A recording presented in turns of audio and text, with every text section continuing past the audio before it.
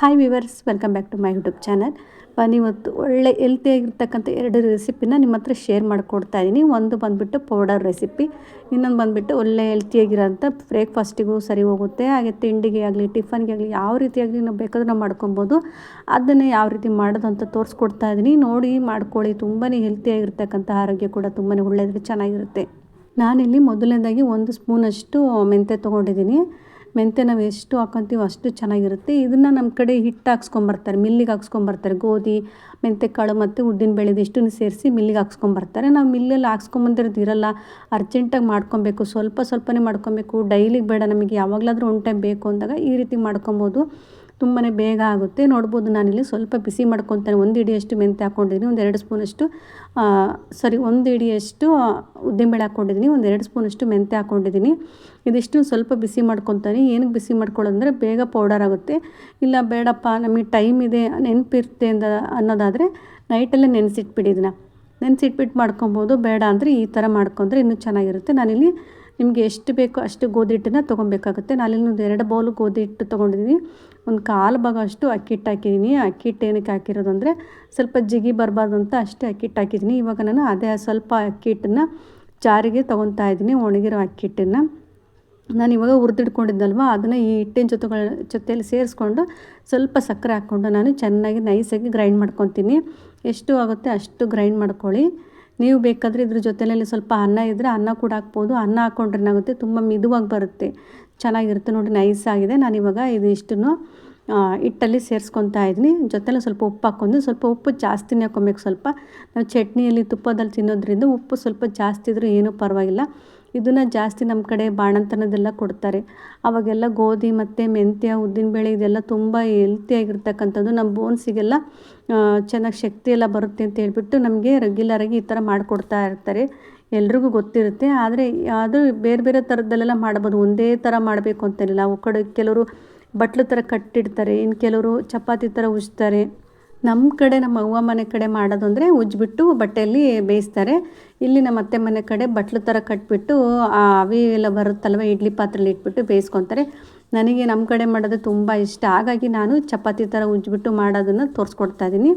ಅದು ಹಿಟ್ಟನ್ನೆಲ್ಲ ಕಲಸಿ ನೆನೆ ಇಟ್ಬಿಡ್ತೀನಿ ಫಸ್ಟು. ನಾನಿಲ್ಲಿ ಒಂದು 15 ಒಣಮೆಣ್ಸಿನ್ಕಾಯಿ ತೊಗೊಂಡಿದ್ದೀನಿ. ಇದು ಜಾಸ್ತಿನೇ ಆಗುತ್ತೆ. ನಾವಿಲ್ಲಿ 6 ಜನ ಇರೋದ್ರಿಂದ 15 ತೊಗೊಂಡಿದ್ದೀನಿ. ಇದು ಇಷ್ಟೊಂದು ಖರ್ಚಾಗಲ್ಲ, ಹಾಗೆ ಇಟ್ಕೊತೀನಿ, ಫ್ರಿಜ್ಜಲ್ಲಿ ಇಟ್ಟಿರ್ತೀನಿ. ಯಾವುದಕ್ಕಾದ್ರೂ ಬೇಕಾದರೆ ಯೂಸ್ ಮಾಡ್ಕೊತೀನಿ. ನೀವು ಬೇಕಾದ್ರೆ ಒಂದು 6ರಿಂದ 7 ಕೂಡ ಒಣಮೆಣ್ಸಿನ್ಕಾಯಿ ತೊಗೊಬೋದು. ನಾನು ಒಣಮೆಣ್ಸಿನ್ಕಾಯಿನ ತೊಳೆದು ಸ್ವಲ್ಪ ಬೇಯಿಸೋಕೆ ಇಟ್ಕೊಂಡಿದ್ದೀನಿ ಬಿಸಿ ನೀರಲ್ಲಿ. ನೀವು ಹುರಿದು ಕೂಡ ಮಾಡ್ಬೋದು, ನಾನು ಬೇಯಿಸಿ ಮಾಡ್ತೀನಿ.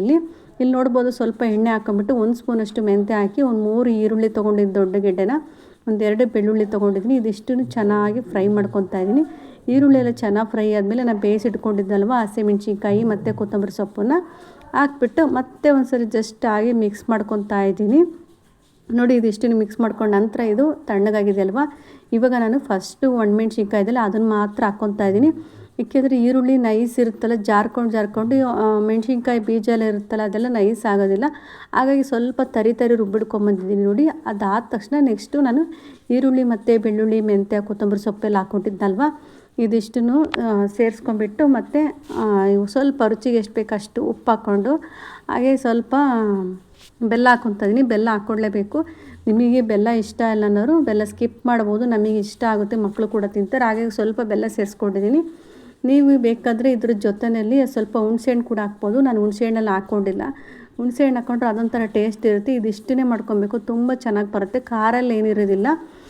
ನಾನು ನೋಡಿ ಇವಾಗ ಇದನ್ನು ಅರ್ಧನ ಎತ್ತಿಡ್ತಾ ಇದ್ದೀನಿ, ಬಾಣಲೆಲ್ಲ ಹಾಕಿ ಸ್ವಲ್ಪ ಜಸ್ಟಾಗಿ ಚೆನ್ನಾಗಿ ಬಿಸಿ ಮಾಡಿ ಡಬ್ಬಿನಲ್ಲಿ ಹಾಕಿಡ್ಕೊತೀನಿ. ಈ ಜಾರಲ್ಲಿರೋದನ್ನು ಇವಾಗ ತಿನ್ನೋದಕ್ಕೆ ಯೂಸ್ ಮಾಡ್ಕೊಳಕ್ಕೆ ಇಟ್ಕೊಂಡಿದ್ದೀನಿ. ಇದಿಷ್ಟನ್ನು ನೋಡ್ಬೋದು, ನಾನು ಚೆನ್ನಾಗಿ ಸ್ವಲ್ಪ ಬಾಣಲೆಯಲ್ಲಿ ಬಿಸಿ ಮಾಡಿ ಇಟ್ಕೊಂಡ್ರೆ ಯಾವುದೇ ರೀತಿ 1 ವಾರ 15 ದಿನದ ತನಕ ಇಟ್ಟರು ಕೆಡೋದಿಲ್ಲ. ನಾವು ದೋಸೆ ಎಲ್ಲ ಹಾಕ್ಕೊಂಡಾಗ ತಿನ್ಬೋದು, ಚಪಾತಿ ತಿನ್ಬೋದು, ಹಾಗೆ ಅನ್ನ ಜೊತೆ ಸೈಡ್ಸಿಗೆಲ್ಲ ತಿನ್ಬೋದು. ಅಷ್ಟು ಚೆನ್ನಾಗಿರುತ್ತೆ ಚಟ್ನಿ. ಸ್ವಲ್ಪ ಕೂಡ ಖಾರನೂ ಇರೋದಿಲ್ಲ, ಈರುಳ್ಳಿ ಹಾಕಿರೋದ್ರಿಂದ.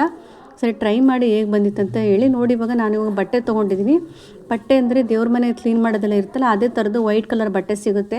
ಅದನ್ನು ತೊಗೊಂಡು ನಾನು ಇದಕ್ಕೆ ಅಂತಲೇ ಸಪ್ರೇಟಾಗಿ ಎತ್ತಿಟ್ಟಿದ್ದೀನಿ. ನನಗೆ ಅದು ಓಲ್ ಜಾಸ್ತಿ ಇರುತ್ತಲ್ಲ, ಚೆನ್ನಾಗಿ ಬೇಯುತ್ತೆ ಅಂತ ಹೇಳ್ಬಿಟ್ಟು ನಾನು ತೆಳುವಿಗೆ ಸ್ವಲ್ಪ ಓಲ್ ಇರುತ್ತೆ ದೇವ್ರ ಮನೆ ಕ್ಲೀನ್ ಮಾಡೋ ಥರ ಬಟ್ಟೆ, ವೈಟ್ ಬಟ್ಟೆ, ಅದನ್ನು ನಾನು ನೀರು ಜಾಸ್ತಿನೇ ಹಾಕಿಡ್ಕೊಬೇಕು. ಯಾಕೆಂದರೆ ಅವಾಗವಾಗ ಬೇಯಿಸೋದ್ರಿಂದ ನೀರು ಕೆಳಗಡೆ ಎಲ್ಲ ಖಾಲಿ ಆಗಿಬಿಡುತ್ತೆ. ಜಾಸ್ತಿ ನೀರನ್ನು ಹಾಕಿ ಬಟ್ಟೆ ಕಟ್ಟಿ ಮುಚ್ಚಿಟ್ಟಿರ್ತೀನಿ. ನೀರೆಲ್ಲ ಬಿಸಿಗಿಟ್ಟಿದ್ದೀನಿ.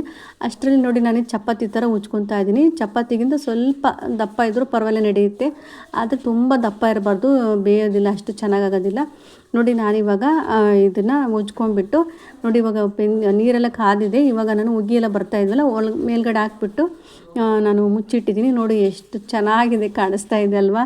ಈ ಥರ ಒಂದೊಂದೇ ಬೇಯಿಸ್ಕೊಬೇಕಾಗುತ್ತೆ. ಈ ಥರ ಒಂದೊಂದೇ ಬೇಯಿಸ್ಕೊಳ್ಳೋಕ್ಕಾಗಿಲ್ಲ ಅಂದರೆ ತಟ್ಟೆ ಇಡ್ಲಿ ಮಾಡೋದು ಪ್ಲೇಟ್ ಇರುತ್ತಲ್ಲ, ಸ್ಟ್ಯಾಂಡು, ಆ ಸ್ಟ್ಯಾಂಡಲ್ಲಿ ಹಾಕ್ಬಿಟ್ಟು 4 5 ನಿಮ್ಮಲ್ಲಿ ಎಷ್ಟು ಸ್ಟ್ಯಾಂಡು ಪ್ಲೇಟ್ ಇರುತ್ತೆ ಅಷ್ಟು ಸ್ಟ್ಯಾಂಡಲ್ಲಿ ಒಟ್ಟಿಗೆ ಸ್ವಲ್ಪ ತಳಕ್ಕೆ ಎಣ್ಣೆನೋ ತುಪ್ಪನ ಹಚ್ಬಿಟ್ಟು ಉಜ್ಬಿಟ್ಟು ಬೇಯಿಸಿದರೆ ಅದು ಒಂದೊಂದು ಟೈಮ್ ಸರಿ ಹೋಗುತ್ತೆ. ನಾನು ದೊಡ್ಡದಾಗಿ ಉಜ್ಕೊಂಡಿದ್ದೀನಿ. 2 ತಿಂದರೆ ಸಾಕಾಗುತ್ತೆ, ಚೆನ್ನಾಗಾಗುತ್ತೆ. ತುಂಬಾ ಚೆನ್ನಾಗಿರುತ್ತೆ. ಹೆಲ್ತಿಯಾಗಿರ್ತಕ್ಕಂಥ ಬ್ರೇಕ್ಫಾಸ್ಟಿಗೆ ಆಗಿರ್ಬೋದು, ಲಂಚ್ಗೆ ಆಗಿರ್ಬೋದು, ಎಲ್ಲದಕ್ಕೂ ಸೂಟ್ ಆಗೋಂಥದ್ದು. ಹಾಗೆ ತುಂಬ ಹೆಲ್ತಿಯಾಗಿರುತ್ತೆ. ಮಕ್ಕಳು ಕೂಡ ತುಂಬ ಇಷ್ಟಪಟ್ಟು ತಿಂತಾರೆ. ಹಾಗಾಗಿ ನಾನು ಸಕ್ಕರೆ ಮತ್ತು ತುಪ್ಪದಲ್ಲಿ ತಿನ್ಬೋದು, ಅಥವಾ ಈ ಚಟ್ನಿ, ಕೆಂಪು ಚಟ್ನಿ ಮತ್ತು ತುಪ್ಪದಲ್ಲಿ ತಿನ್ಬೋದು.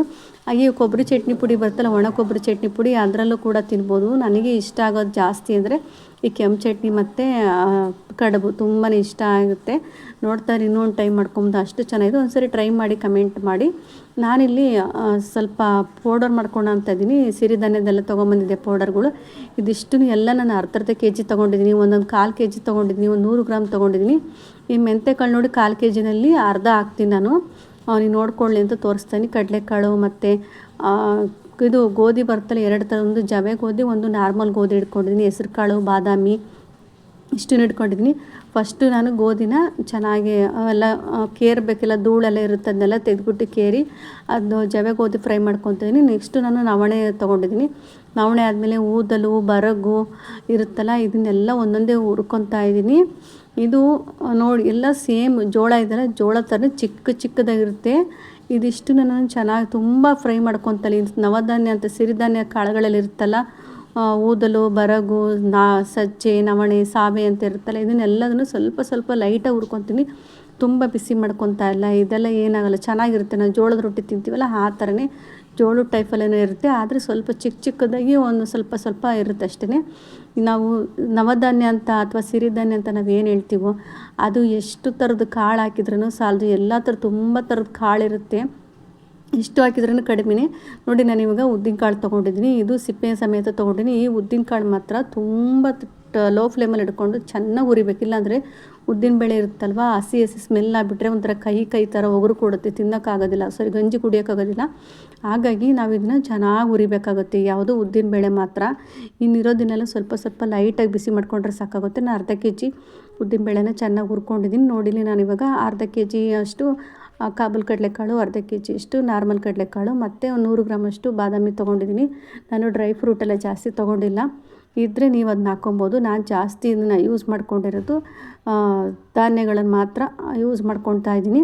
ಅದಿಷ್ಟನ್ನು ಚೆನ್ನಾಗಿ ಫ್ರೈ ಮಾಡ್ಕೊಂಡ್ಮೇಲೆ ನಾನಿಲ್ಲಿ ಅಗಸೆ ಬೀಜ ತೊಗೊಂಡಿದ್ದೀನಿ. ಅಗಸೆ ಬೀಜ ನಾನು ಯಾವತ್ತೂ ಗಂಜಿಗೆ ಹಾಕಿರಲಿಲ್ಲ, ಸಪ್ರೇಟ್ ಚಟ್ನಿ ಪುಡಿ ಮಾಡ್ಕೊತಾ ಇದ್ವಿ. ಅದಕ್ಕೆ ಈ ಸರಿ ನೋಡೋಣ ಅಂತ ಹೇಳ್ಬಿಟ್ಟು ಸ್ವಲ್ಪ ಹಾಕಿದ್ದೆ ಅಗಸೆ ಬೀಜನ. ಏನಾದರೂ ಸ್ವಲ್ಪ ಟೇಸ್ಟ್ ಡಿಫ್ರೆಂಟ್ ಆಗುತ್ತೆ, ನಾವು ಕುಡಿಯೋಕ್ಕೆ ಬಂದಿಲ್ಲ ಅಂದರೆ ಏನು ಮಾಡೋದು ಅಂತ ಹೇಳ್ಬಿಟ್ಟು. ಹಾಗೆ ಜೊತೆಯಲ್ಲಿ ಸೋಂಪು ಕಾಳು ಹಾಕ್ಕೊಂಡಿದ್ದೀನಿ. ತುಂಬ ಪರವಾಗಿಲ್ಲ, ಯಾವುದೋ ಟೇಸ್ಟು ಸ್ಮೆಲ್ಲು ಏನು ಗೊತ್ತಾಗಲ್ಲ, ತುಂಬ ಚೆನ್ನಾಗಿ ಬಂದಿತ್ತು. ಇನ್ನೂ ಸ್ವಲ್ಪ ಜಾಸ್ತಿ ಇದ್ದರೂ ಪರವಾಗಿಲ್ಲ, ನಡೆಯುತ್ತೆ ಹಾಕಿದರೆ. ನಾನು ಅದನ್ನು ಸ್ವಲ್ಪನೇ ಹಾಕಿದ್ದೆ ನೋಡೋಂತ, ತುಂಬ ಚೆನ್ನಾಗಿ ಬಂದಿತ್ತು ಗಂಜಿದು ಮಾತ್ರ. ನಾನಿಲ್ಲಿ ಮೆಂತೆಕಾಳು 1/4 kg ತೊಗೊಂಡಿದ್ನಲ್ವ, ಅದರಲ್ಲಿ 1/4 kgನಲ್ಲಿ ಅರ್ಧ ಹಾಕ್ಕೊಂಡಿದ್ದೀನಿ. ಅದನ್ನು ಅಷ್ಟೇ ಕೈ ಬರುತ್ತೇನೋ ಅಂದ್ಕೊಂಡು ನೋಡಿ ಸ್ವಲ್ಪ ಹಾಕ್ಕೊಂಡೆ. ಅದು ಚೆನ್ನಾಗಿ ಬಂದಿತ್ತು. 1/4 kg ಹಾಕಿದ್ರೂ ನಡೆಯುತ್ತೆ, ಸ್ವಲ್ಪ ಲೈಟಾಗಿರುತ್ತೆ ಅಷ್ಟೇ. ಮೆಂತೆಕಾಳು ಎಷ್ಟು ಹಾಕಿದ್ರೂ ಒಳ್ಳೆಯದು ನಮಗೆ. ಹಾಗೆ ಹೆಸ್ರು ಕಾಳನ್ನು ಅಷ್ಟೇ ತುಂಬ ಚೆನ್ನಾಗಿ ನಾವು ಸಾಂಬಾರಿಗೆಲ್ಲ ಹುರಿತೀವಲ್ವ ಆ ರೀತಿಯಾಗಿ ಹುರಿಬೇಕು. ಸ್ವಲ್ಪ ಬಿಸಿ ಮಾಡೋದು ಬೇಡ. ಈ ಥರದ ಕಾಳುಗಳನ್ನೆಲ್ಲ, ಕಡಲೆಕಾಳು ಮತ್ತು ಉದ್ದಿನಬೇಳೆ, ಇದನ್ನೆಲ್ಲ ನಾವು ಚೆನ್ನಾಗಿ ಹುರಿಬೇಕಾಗುತ್ತೆ. ಹಸಿ ಸ್ಮೆಲ್ ಇದ್ದರೆ ಗಂಜಿ ಕುಡಿಯೋಕ್ಕಾಗೋದಿಲ್ಲ. ಇದಿಷ್ಟು ಹುರ್ಕೊಂಡಾದ್ಮೇಲೆ ನಾನಿಲ್ಲಿ ಗೋಡಂಬಿ ಇತ್ತು, ಸ್ವಲ್ಪ ಗೋಡಂಬಿ ಮತ್ತು ಮಖಾನ ಇತ್ತು, ಇದಿಷ್ಟನ್ನು ತಗೊಂಡ್ಬಿಟ್ಟು ಹುರಿತಾ ಇದ್ದೀನಿ. ಬೇರೆ ನೀವು ಯಾವುದಾದ್ರೂ ಡ್ರೈ ಫ್ರೂಟ್ಸ್ ಸೇರಿಸ್ಕೊಬೋದು ಬೇಕಿದ್ದರೆ. ನಾನು ಯಾವುದು ಸೇರಿಸಿಲ್ಲ. ಇಲ್ಲಿ ಗೋಡಂಬಿ ಮತ್ತು ಬಾದಾಮಿ, ಮಖಾನ ಸೇರಿಸ್ಕೊತಾ ಇದ್ದೀನಿ. ಇದಿಷ್ಟನ್ನು ಹುರಿದಾದ್ಮೇಲೆ ಶೇಂಗಾ ಬೀಜ ಅರ್ಧ kg ಅಷ್ಟು ತೊಗೊಂಡಿದ್ದೀನಿ. ಅದನ್ನು ಅಷ್ಟೇ ಚೆನ್ನಾಗಿ ಹುರಿದ್ಬಿಟ್ಟು ಅದನ್ನು ಸೇರಿಸ್ಕೊತಾ ಇದ್ದೀನಿ. ಇವಾಗ ಅಕ್ಕಿ ನಾನು ಅರ್ಧ kg ತೊಗೊಂಡಿದ್ದೀನಿ, ಜಾಸ್ತಿ ತೊಗೊಂಡಿಲ್ಲ. ಮತ್ತು ನಮ್ಮ ಮನೆಯಲ್ಲೆಲ್ಲ ಊಟ ಮಾಡ್ತಿಲ್ವ ಅಲ್ವಾ ಆಲ್ರೆಡಿ ಅಕ್ಕಿನ, ಹಾಗಾಗಿ ಜಾಸ್ತಿ ಅಕ್ಕಿ ಸೇರಿಸ್ಕೊಳಕ್ಕೆ ಹೋಗಿಲ್ಲ. ಜಾಸ್ತಿ ನಾನು ಬರೀ ಕಾಳುಗಳನ್ನ ಸೇರಿಸ್ಕೊತಾ ಇದ್ದೀನಿ. ನೋಡಿ ಇದಿಷ್ಟು ಹುರಿದಾದ್ಮೇಲೆ ನಾನು ಎಲ್ಲ ಮಿಕ್ಸ್ ಮಾಡಿ ಎತ್ತಿಟ್ಕೊಂಡಿದ್ದೀನಿ. ಇದಕ್ಕೆ ಇನ್ನೊಂದು ಇಂಗ್ರೀಡಿಯೆಂಟ್ಸ್ ಹಾಕಬೇಕು, ಅದು ರಾಗಿ. ಇದು ಸ್ವಲ್ಪ ತಣ್ಣಗಾಗಲಿ ಅಂತ ಹೇಳ್ಬಿಟ್ಟು ನಾನು ಹಾಗೆ ಎತ್ತಿಟ್ಟಿದ್ದೆ. ಇದಿಷ್ಟು ಚೆನ್ನಾಗಿ ಮಿಕ್ಸ್ ಮಾಡಬೇಕಾಗುತ್ತೆ. ಇದನ್ನು ಒಂದೇ ಸರಿಗೆ ಹಾಕ್ಸ್ಬೇಕು ಅಂತೇಳಿಲ್ಲ, ನಾವು 2 ಸರಿ ಬೇಕಾದರೂ ಹಾಕ್ಸ್ಬೋದು, ಸ್ವಲ್ಪ ಜಾಸ್ತಿ ಆಗುತ್ತೆ ಅನ್ನೋರು ಕಾಳುಗಳು ಹುರಿಯೋದಕ್ಕಿಂತ ಮುಂಚೆ ಎತ್ತಿಡ್ಕೊಬೋದು. ಹುರಿಯೋಕ್ಕಿಂತ ಮುಂಚೆ ಎತ್ತಿಡ್ಕೊಂಡ್ರೆ ಏನಾಗುತ್ತೆ ಅದೆಲ್ಲ ಹುಳ ಬಂದುಬಿಡುತ್ತೆ. ಹುರಿದ್ಬಿಟ್ಟು ನೀಟಾಗಿ ಎಲ್ಲ ಕ್ಲೀನ್ ಮಾಡಿಕೊಂಡು ಕ್ಲೀನ್ ಮಾಡ್ಕೊಂಡು ಕಾಳುಗಳನ್ನೆಲ್ಲ ಹುರಿದಿಟ್ಕೊಂಡು ಈ ರೀತಿಯಾಗಿ ಮಿಕ್ಸ್ ಮಾಡಿ ನಾನಿಲ್ಲಿ 1 kg ರಾಗಿ ತೊಗೊಂಡಿದ್ದೀನಿ. ಇಷ್ಟುದಕ್ಕೆ ಸುಮಾರು ಒಂದು 6ರಿಂದ 7 kg ಬರ್ಬೋದು ಅಂದ್ಕೊಂಡಿದ್ದು. 6 kg ಇರುತ್ತೆ ಅಂದ್ಕೊಂಡು ಅದಕ್ಕೆ 1 kg ರಾಗಿ ಸೇರಿಸಿದ್ದೀನಿ, ಜಾಸ್ತಿ ರಾಗಿ ಸೇರಿಸಿಲ್ಲ. ಮುದ್ದೆನೂ ಕೂಡ ಊಟ ಮಾಡ್ತೀವಲ್ವ, ಅಕ್ಕಿ ರಾಗಿ ಸ್ವಲ್ಪ ಕಡಿಮೆನೇ ಸೇರಿಸಿದ್ದೀನಿ.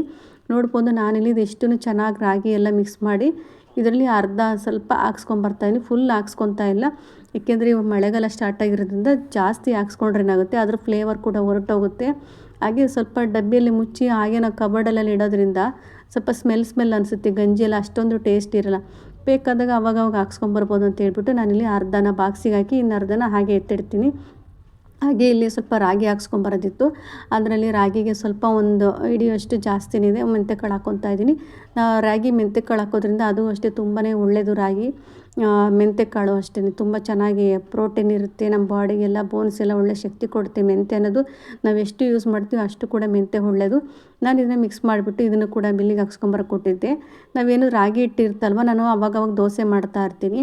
ಹಾಗಾಗಿ ರಾಗಿ ಹಿಟ್ಟಿಗೆ ಮೆಂತ್ಯಕಾಳು ಹಾಕ್ಸ್ಕೊಂಬಂದರೆ ದೋಸೆ ಸೂಪರಾಗಿ ಟೇಸ್ಟ್ ಬರುತ್ತೆ. ಗೋಧಿ ಹಿಟ್ಟು ಸೇರಿಸ್ಬಿಟ್ಟು ರಾಗಿ ಹಿಟ್ಟು ಸೇರಿಸ್ಬಿಟ್ಟು ನಾನು ದೋಸೆ ಮಾಡ್ತೀನಲ್ವ, ಈ ಹಿಟ್ಟನ್ನ ಯೂಸ್ ಮಾಡ್ತೀನಿ. ತಡಿ 1 ನಿಮಿಷ ಇರು ಮಗ, ಇವಾಗ ಹೇಳಪ್ಪ, ಇದು ನನಗೆ ಎಕ್ಸ್ಪ್ಲೇನ್ ಮಾಡ್ಕೊಡು. 1 2 3 ಇದು ಯೂನಿಕ್ ಪಾಯಿಂಟ್ ಅಂತಾರೆ. ಇದೇ ಮಧ್ಯ ಇರೋದು ಯೂನಿಕ್ ಪಾಯಿಂಟ್. ಆಮೇಲೆ ಇದಕ್ಕೆ ಮಿಡಲ್ ಫಿಂಗರ್ ಅಂತಾರೆ, ಇದಕ್ಕೆ ಸ್ನೇಕ್ ಫಿಂಗರ್ ಅಂತಾರೆ. ಇಷ್ಟೇ ಬರೋದು ನನಗೆ. ಇಷ್ಟೇ ಕಲಿಸಿರೋದಾ? ಇನ್ನು ಹೆಂಗೆ ಕೌಂಟಿಂಗ್ ಮಾಡೋದಂತ ಕಳಿಸಿಲ್ಲ, ಹೇಳಿ ತೋರಿಸು. ಒಂದು ಮಾಡು. ಒಂದು +1 +1 +1 -2. ಹಾಂ, ಹೆಂಗೆ? +1 +1 ಇನ್ನೊಂದು ಸರಿ ಮಾಡು. -2 ಇವಾಗ ಮಾಡೋ. ತಡಿ 1 ನಿಮಿಷ ತಡಿ ಕಂದ. ಹೀಗೆ ಮಾಡಪ್ಪ. +1 +1 +1 +1. ಹಾಂ, 4 ಆಯಿತು. -2.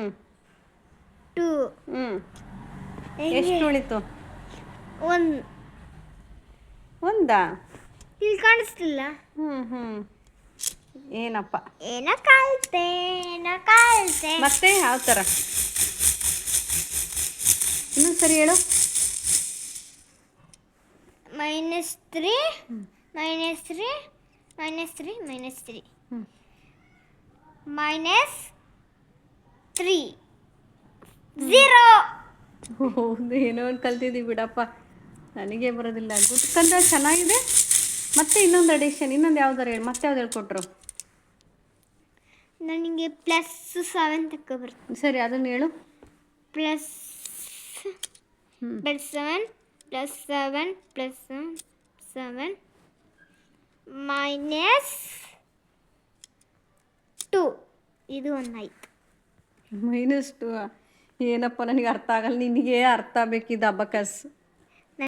ನನ್ನ ಮಗ ಸ್ಕೂಲಿಂದ ಬಂದ ತಕ್ಷಣ ಹೋಮ್ವರ್ಕಲ್ಲಿ ಏನಾದರೂ ಗುಡ್ ಹಾಕಿದರೆ ಟೀಚರ್ಸು ಬಂದ ತಕ್ಷಣ ಫಸ್ಟ್ ಒಂದು ಬುಕ್ ಓಪನ್ ಮಾಡಿ ತೋರಿಸ್ಬೇಕು. ಅದನ್ನು ತೋರಿಸ್ಬಿಟ್ಟು ಅಬಕಸ್ ಮಾಡಿದ್ರಿ ಇವತ್ತು ಸ್ಟಾರ್ಟ್ ಆಯಿತು ಅಂತ ಹೇಳ್ಬಿಟ್ಟು ಅಬಕಸ್ದೆಲ್ಲ ತೋರಿಸ್ತೀನಿ ಅಂತ ಹೇಳ್ಬಿಟ್ಟು ತೋರಿಸ್ತಾ ಇದ್ದ. ನನಗೆ ಕೇಳಪ್ಪ ಎಕ್ಸ್ಪ್ಲೇನ್ ಮಾಡೋ ನೋಡೋಣ ಅಂತ ಹೇಳ್ಬಿಟ್ಟು ಎಕ್ಸ್ಪ್ಲೇನ್ ಮಾಡಿಸ್ಕೊತಾ ಇದ್ದೆ. ಅವ್ನು ಹೇಳೋದು ನಮಗೆ ಅರ್ಥನೇ ಆಗ್ತಿರಲಿಲ್ಲ, ಯಾಕೆಂದರೆ ಅಬಕಸ್ ಬಗ್ಗೆ ನನಗೂ ಅಷ್ಟೊಂದು ಗೊತ್ತಿಲ್ಲ. ಅಬಕಸ್ಸು ಮತ್ತು ಕರೆಕ್ಟಾಗಿ 2 ಇತ್ತು ಆಪ್ಷನ್ನು. ನಾನು ಅಬಕಸ್ಸಿಗೆ ಸೆಲೆಕ್ಟ್ ಮಾಡಿಕೊಂಡೆ. ಸ್ವಲ್ಪ ಅಡಿಷನ್ನು ಸಬ್ಟ್ರಾಕ್ಷನ್ನು ಅವಕ್ಕೆಲ್ಲ ಸ್ವಲ್ಪ ಹೆಲ್ಪ್ ಆಗುತ್ತೆ, ಇದರಲ್ಲೂ ಸ್ವಲ್ಪ ಕಲ್ತ್ಕೊಂಡ್ರಿ ಅಂತ ಹೇಳ್ಬಿಟ್ಟು ಅಬಕಸ್ಸಿಗೆ ಸೇರಿಸಿದ್ದೆ. ನಮಗೆ ಅದೆಲ್ಲ ಎಂಥದ್ದು ಗೊತ್ತಾಗಲ್ಲ, ಏನೋ ಸ್ಕೂಲಲ್ಲಿ ಸ್ವಲ್ಪ ಕಲ್ತ್ಕೊಂಬರ್ತಾನೆ, ಟ್ಯೂಷನಲ್ಲಿ ಸ್ವಲ್ಪ ಕಲಿತಾನೆ ಅಂತ ಹೇಳ್ಬಿಟ್ಟು ಸೇರಿಸಿದ್ದೀನಿ. ಅಲ್ಲಿಂದ ನೆಕ್ಸ್ಟ್ ಹಿಟ್ಟೆಲ್ಲ ಹಾಕ್ಸ್ಕೊಂಬಂದು ಮಿಲ್ಲೆಲ್ಲ ಹಿಟ್ಟು ಹಾಕ್ಸ್ಕೊಂಬಂದು ಆದಮೇಲೆ ಸಂಜೆ ದೇವಸ್ಥಾನಕ್ಕೆ ಹೊರಟ್ವಿ ರಾಘವೇಂದ್ರ ಸ್ವಾಮಿಗೆ. ಗುರುವಾರ ಅಂತೂ ಸ್ವಲ್ಪ ಟೈಮ್ ಇತ್ತಂದರೆ ಹೋಗ್ತೀನಿ, ಮಿಸ್ ಮಾಡಲ್ಲ.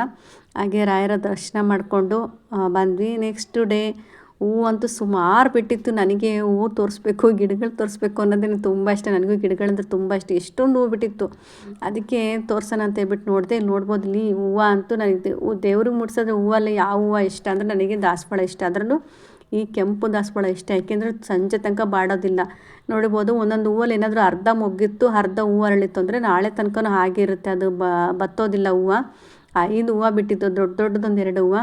ಹಾಗೆ ಶಂಖ ಪುಷ್ಪ ಕೂಡ ಹೂವು ಎಷ್ಟೊಂದು ಬಿಟ್ಟಿತ್ತು. ಚೆನ್ನಾಗಿ ಬಿಟ್ಟೈತಿ. ಇವಾಗೆಲ್ಲ ಎಲೆಲ್ಲ ಉದುರಿ ಮತ್ತೆ ಚಿಗುರು ಬರುತ್ತಾ ಇದೆ. ಇವಾಗೆಲ್ಲ ಹೂ ಬಿಟ್ಟಿಲ್ಲ, ಸ್ಟಾಪ್ ಆಗಿದೆ.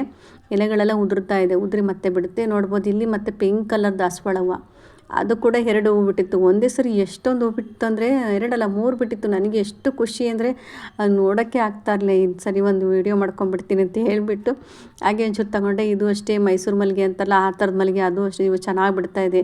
ಇಷ್ಟು ಹೂವು ಸಾಕಾಗುತ್ತೆ. ಒಂದೊಂದು ಟೈಮ್ ಇರೋದಿಲ್ಲ. ಆವಾಗ ನಾನು ಹೊರಗಡೆಯಿಂದ ತೊಗೊಂಬರ್ತೀನಿ ದಾಸವಾಳದ ಹೂವು ಎಲ್ಲ.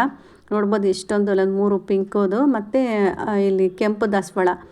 ಇದನ್ನು 2 ಹೂವು ಬಿದ್ದುಬಿಟ್ಟಿದೆ. ಅಂದರೆ ಸ್ವಲ್ಪ ಗಾಳಿಗೆಲ್ಲ ಆ ಕಡೆ ಈ ಕಡೆ ಗಾಳಿ ಬಂತು ಅಂದರೆ ಮೊಗ್ಗೆಲ್ಲ ಬಿದ್ದೋಗ್ಬಿಡುತ್ತೆ. ನಾನು ಸ್ಟೇರ್ ಕೇಸ್ ಮೇಲೆ ಇಟ್ಟಿದ್ದೆ, ಆವಾಗೆಲ್ಲ ಗಾಳಿಗೆಲ್ಲ ಬಿದ್ದು ಹೂವೇ ಅರಳ್ತಾ ಇರಲಿಲ್ಲ. ಇವಾಗ ಮತ್ತೆ ತೊಗೊಂಬಂದ್ಬಿಟ್ಟು ಕೆಳಗಡೆ ಇಟ್ಟಿದ್ದೆಲ್ಲವ, ಇವಾಗ ಚೆನ್ನಾಗಿ ಹೂವು ಬಿಡ್ತಾ ಇದೆ. ಸ್ವಲ್ಪ ಗಾಳಿ ಬಂತಂದರೆ ಸಾಕು ಮೊಗ್ಗೆಲ್ಲ ಹಾಗೆ ಬಿದ್ದೋಗ್ಬಿಡುತ್ತೆ, ಹೂವೇ ಅರಳೋದಿಲ್ಲ. ಅಷ್ಟು ಸೂಕ್ಷ್ಮ ಇದು ಹೂವು. ಆದರೆ ಹೂವು ಮಾತ್ರ ಸೂಪರಾಗಿರುತ್ತೆ. ನೋಡ್ಬೋದು ಎಷ್ಟು ಚೆನ್ನಾಗಿದೆ. ಇದು ವೀಡಿಯೋದಲ್ಲಿ ಇನ್ನೂ ಬ್ಲರ್ರಾಗಿ ಕಾಣಿಸ್ತಾ ಇದೆ. ರಿಯಲಾಗಿ ಸ್ವಲ್ಪ ತುಂಬ ರೆಡ್ ಇದೆ, ಇದು ಸ್ವಲ್ಪ ವೈಟ್ ಥರ ಕಾಣಿಸ್ತಾ ಇದೆ. ವಿಡಿಯೋ ನನಗೆ ಹಾಗೆ ಬರೋದಿದು. ರಿಯಲಾಗಿ ತುಂಬ ಚೆನ್ನಾಗಿದೆ ಕಲರ್. ಹಿಡಿತಿಲ್ಲ, ಅದು ಉಲ್ಟ ಹಿಡಿಯುತ್ತಾ ಇಲ್ಲ.